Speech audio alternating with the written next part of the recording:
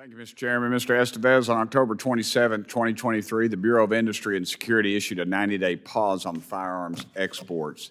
That pause should have ended January 5th, 2024. Why is it still in place?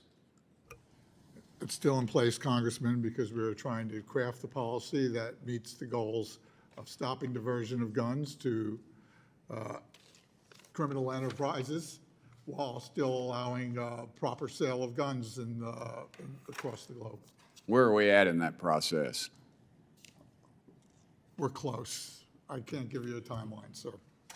And I have a hard time being close when we're dealing with something that I think is constitutionally sound.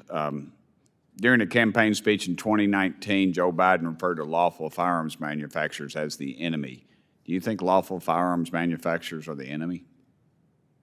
Someone who used to buy firearms for the military? No. What if they want to buy them for civilians? Constitutional right. But what's your opinion of that? Doesn't matter what my opinion is. I think we know. Is that, Did you or anyone at the right. Department of Commerce have conversations with the White House Office of Gun Violence Prevention prior to this decision? This decision is going through the normal interagency process. Did you have that conversation? This process is going through the normal interagency process. So you're not going to There's lots of answer that? choices. You're not going to answer that? I'm also talking to industry and Congress. So the answer is yes? We've talked to lots of people involved in this process. I'll take that as a yes. How many licenses have been affected by this, sir?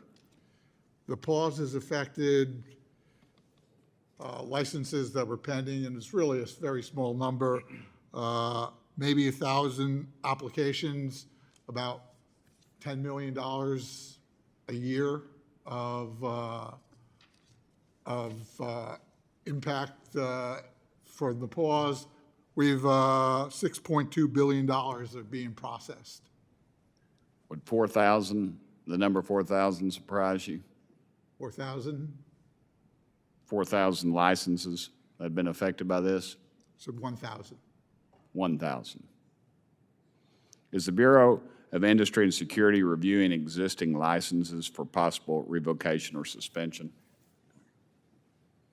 What we would do that if we see certain violations of the end user. That could happen, but that's not part of this process. That could happen through regular course. Right. We see a diversion of a weapon from an end user that was legally sold to, we would stop those sales.